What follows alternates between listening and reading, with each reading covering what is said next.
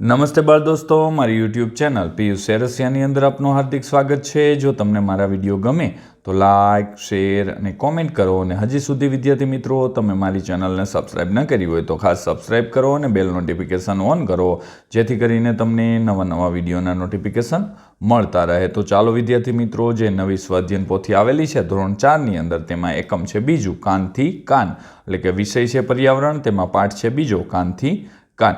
વિદ્યાર્થી મિત્રો, બીજી માહિતી આપી દો, આ માત્ર તમારી સમજ માટે છે, નહીં કે ઉતારો કરવા કે કોપી કરવા। જ્યાં તમને મુશ્કેલી પડે ત્યાં જ તમારે ઉપયોગ કરવાનો છે મારા વિડીયોનો, અથવા તમે લખેલું હોય તે તપાસવા માટે મારા વિડીયોનો ઉપયોગ કરજો। તો ચાલો મિત્રો આપણે પ્રશ્ન પહેલો જોઈએ। આપેલા વિકલ્પમાંથી સાચો વિકલ્પ ખાનાની અંદર લખવાનો છે। તો તેમાં પહેલો છે, સૌથી મોટા કાન ધરાવતું પ્રાણી કયું છે? તો આમાં વિદ્યાર્થી મિત્રો હાથી આવશે, ડી। બીજું છે, કયા પ્રાણીના કાન આપણે જોઈ શકતા નથી? તો એમાં સી આવશે, બધા આવશે, મગર, ગરોળી, દેડકો ને કાચબો દરેક આવશે। ત્યાર પછી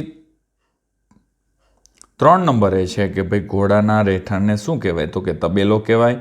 ચોથું છે, બચ્ચાને જન્મ આપતું અને ઉડી શકતું પ્રાણી, તો ચામાચીડિયું આવશે। અને 5મું છે, આપણું રાષ્ટ્રીય પક્ષી કયું છે? તો કે ભાઈ મોર આવશે। ત્યાર પછી પ્રશ્ન નંબર 2 છે, ઉદાહરણ પ્રમાણે સાચા જવાબ ફરતે વર્તુળ કરવાનું છે।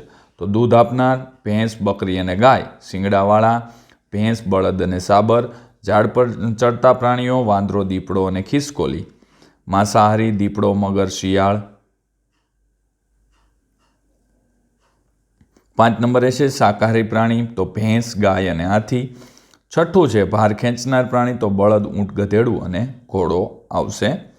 ત્યાર પછી પ્રશ્ન નંબર 3 છે કે ભાઈ તમારી આસપાસ, ઘરમાં, ખેતરમાં, વાડીમાં જોવા મળતા પશુ, પક્ષી, જીવજંતુઓના નામ। તો તેમાં પશુઓમાં ગાય, ભેંસ, બળદ અને બિલાડી, પક્ષીમાં ચકલી, મોર, પોપટ અને કબૂતર, જીવજંતુમાં કીડી, કરોળીઓ, માખી અને મચ્છર આવશે। ચોથો પ્રશ્ન છે, તમારી આસપાસ જોવા મળતા ન હોય તેવા પશુ, પક્ષી અને જીવજંતુઓ। તો તેમાં ન જોવા મળતા હોય તો સિંહ, હરણ, વાઘ અને દીપડો, પક્ષીમાં બાજ, ગીધ, હંસ અને સુરખાબ, જીવજંતુમાં મધમાખી, વંદો, તીતી, ઘોડો અને ઉધઈ। આ આપણી આસપાસ ઝડપથી જોવા મળતા નથી। ત્યાર પછી વિદ્યાર્થી મિત્રો 5 નંબરનો પ્રશ્ન છે, તમે જે પ્રાણીઓના નામ ઉપર લખ્યા છે તેને વર્ગીકૃત કરવાના છે। તો તેમાં પહેલું છે કાન દેખાતા હોય તેવા, તો તેમાં ગાય, ભેંસ, બળદ, બિલાડી, સિંહ, હરણ, વાઘ અને દીપડો। વિદ્યાર્થી મિત્રો, તમને મારો જો આ વિડીયો સારો લાગતો હોય તો તમારા બીજા મિત્રો છે તેમને ખાસ મારો વિડીયો વોટ્સઅપની અંદર શેર કરજો। એની લિંક છે તે તમે શેર કરી શકો છો। કાન ન દેખાતા હોય તેવા તો ચકલી, મોર, પોપટ, કબૂતર, કીડી, કરોળીઓ, માખી અને મચ્છર। ચામડી ઉપર વાળ હોય તેવા તો કે ગાય, ભેંસ, બળદ, સિંહ, વાઘ અને દીપડો। વિદ્યાર્થી મિત્રો, બીજું તમે ધોરણ 4ના વોટ્સઅપ ગ્રુપમાં જોઈન્ટ થવા માંગતા હોય તો નીચે ડિસ્ક્રિપ્શનની અંદર તેની પણ લિંક છે, તેના ઉપરથી તમે જોઈન્ટ થઈ શકશો। ચામડી ઉપર પીંછા હોય તેવા ચકલી, મોર, પોપટ, કબૂતર, બાજ, ગીધ, હંસ અને સુરખાબ। દૂધ આપતા હોય તેવા ગાય અને ભેંસ, અને માથે શિંગડા હોય તેવા ગાય, ભેંસ અને બળદ આવશે।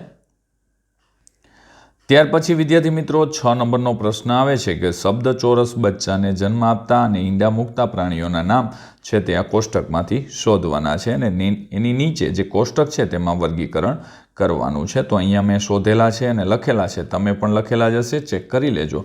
તેમાં બચ્ચાને જન્મ આપનાર હાથી, ગધેડું, સાબર, કાળિયાર, બકરી, ચામાચીડિયું અને ગાય આવશે। જ્યારે ઈંડા મૂકતા મોર, પોપટ, ટીટોડી, દેડકો ને ગરોળી આવશે। ત્યાર પછી આગળનો પ્રશ્ન છે વિદ્યાર્થી મિત્રો 7 નંબરનો, તેને ઓળખો। તો તેને ચાંચ છે તે મારી મુઠ્ઠી કરતાં નાનું છે અને ઘર આંગણે દાણા ચણવા આવે છે। તો એમાં પહેલામાં ચકલી, બીજાની અંદર બળદ, ત્રીજામાં વાંદરો, ચોથામાં ઘુવડ અને 5મામાં મગર આવશે। વિદ્યાર્થી મિત્રો, તમે પણ લખેલું જ હશે, ચેક કરી લેજો। પ્રશ્ન 8, પ્રશ્નોના જવાબ આપો। તેમાં પહેલો પ્રશ્ન છે વિદ્યાર્થી મિત્રો, તેમાં તમે કયા પક્ષીના પીંછાનો ઉપયોગ સુશોભન માટે કરો છો અને કઈ રીતે? અમે મોરના પીંછાનો ઉપયોગ સુશોભન માટે કરીએ છીએ અને તેમની જુદી જુદી ડિઝાઇનો બનાવીએ છીએ, અથવા એક મોરની સાવરણી પણ બનાવીએ છીએ પીંછાની।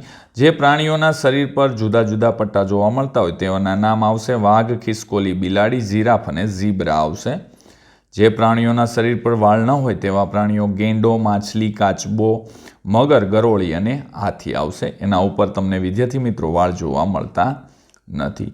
4 નંબરનો પ્રશ્ન, બચ્ચાને જન્મ આપતા પ્રાણીઓની લાક્ષણિકતા શું હોય છે? તો બચ્ચાને જન્મ આપતા પ્રાણીઓમાં આકારમાં તે મોટા હોય છે, આવા પ્રાણીઓ દૂધ આપે છે, પ્રાણીઓને આંચળ હોય છે, આવા પ્રાણીઓને કાન હોય છે, આટલી એની લાક્ષણિકતા છે। આથી વિશેષ પણ હોય વિદ્યાર્થી મિત્રો, આ તો નમૂનારૂપ છે। ત્યાર પછી છે 5 નંબરનો પ્રશ્ન, પાલતુ પ્રાણીઓની સંભાળ તમે કેવી રીતે રાખશો? પાલતુ પ્રાણીઓને ટાઈમે ખોરાક પાણી આપીશું, તેમજ તેમની સારસંભાળ માટે જ્યારે બીમાર પડે ત્યારે તેમની સારવાર પણ કરાવડાવશું। ત્યાર પછી 6 નંબરનો પ્રશ્ન, જો તમને પક્ષી જેવી પાંખો મળે તો તમે શું કરો? જો મને પક્ષી જેવી પાંખો મળે તો હું આકાશમાં ઊંચે ઉડ્યા જ કરું। 7 નંબરનો પ્રશ્ન છે, ઈંડા મૂકતા પ્રાણીઓની લાક્ષણિકતા। તો ઈંડા મૂકતા હોય તેવા પ્રાણીઓને કાન હોતા નથી, આવા પ્રાણીઓ સાઇઝમાં નાના હોય છે અને આવા પ્રાણીઓને ચાંચ હોય છે। એટલે વિદ્યાર્થી મિત્રો, આ જે વિડીયો છે જો તમને સારો લાગ્યો હોય તો લાઈક કરજો, શેર કરજો અને કોમેન્ટ કરજો। અને હજી સુધી વિદ્યાર્થી મિત્રો તમે મારો ચેનલને સબસ્ક્રાઈબ ન કરી હોય તો ખાસ સબસ્ક્રાઈબ કરો અને બેલ નોટિફિકેશન ઓન કરો, જેથી કરીને તમને નવા વિડીયોના નોટિફિકેશન મળતા રહે। તો ચાલો વિદ્યાર્થી મિત્રો, હવે મળીશું આગળના ધોરણ 4ના પર્યાવરણના પાઠની અંદર। આવજો।